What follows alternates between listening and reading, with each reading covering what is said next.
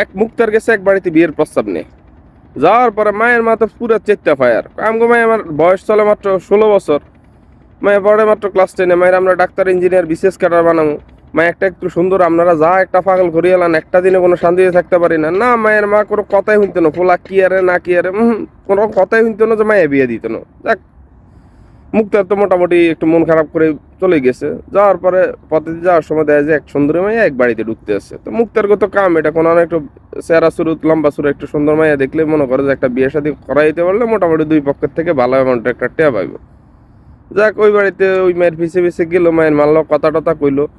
তো ওই মায়ের মা কইতেছে ঠিক আছে, যদি ফোলা ভালো হয় তাহলে বিয়ে শাদী দেখি না কি করা যায়। কয় যে ফোলা তো ভালো, ফোলার ইতালির গ্রিন কার্ড আছে। এই কথা শুনতে মা কয় যে না আর কিচ্ছু না লাগতো না, ইয়ে না গো মায়ে বিয়ে দিই।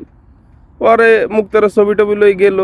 যাক, যাওয়ার পরে ওই আগের যে মেয়েরা চাইতে গেছে ওই মেয়ের মানল কথায় কথায় ওই মহিলা কইতেছে তো কইকারে তো চাই গেছে, তোরা তো বিয়ে দিতি না কইছস।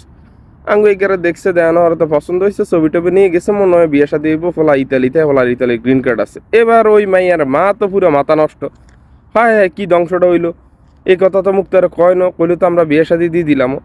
এখন হরে কার লগে বিয়ে হয়েছে এটা আমি নিজেও জানি না, তবে এই কথাটা কওয়ানোর উদ্দেশ্য লুকিতে আমার রুমমেট আছে ইমরান, তার বয়স চলে 28। কয় ভাই বয়স হয়ে গেছে 28, বিয়ে শাদীর খবর নাই, কবে যে বিয়ে শাদীটা হইবে। আর বয়স 28 না 38 হইলেও সমস্যা আছে না, যদি ইতালির বা ইউরোপের একটা গ্রিন কার্ড থাকতো। তো যাগো ওই ওরকম ইউরোপের গ্রিন কার্ড আছে তাগো বিয়ার মার্কেটে ভাই সেই দাম, আর যারা ওরকম মিডিল ইস্টে থাকে তাগো ওই তো দাম একটু কমেরই।